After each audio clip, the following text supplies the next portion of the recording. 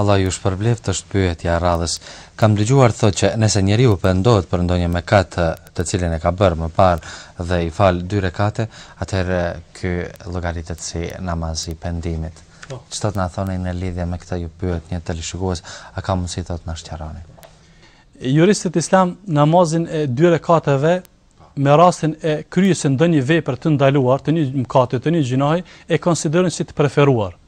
Duke u mbështetur në një thënie që e transmeton Ebu Bekri, thot e kam dëgjuar pejgamberin alayhis salam, i cili thoshte se kur njeriu bën mëkat dhe merr abdes e i fal 2 rekate dhe kërkon falje te Zoti i tij, i falen mëkatet. Pastaj thot e citoi pejgamberin alayhis salam një citat kuranor: "Walladhina idha fa'alu fahishatan aw zalamu anfusahum dhakarullaha fastaghfiru li dhunubihim."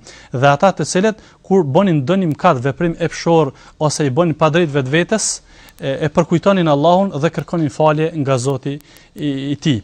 Pra, kështu e shohin juristët islam në mënyrë të përgjithshme, edhe pse do thot ka divergjenca te hadithologët mes vërtetësisë së këtij hadithi, mirë po pjesa dërmuese konsiderojnë si hadith që veprohet me te dhe e shohin si vepër të preferuar, të pëlqyene në rastet e mëkateve të falen 2 rekat.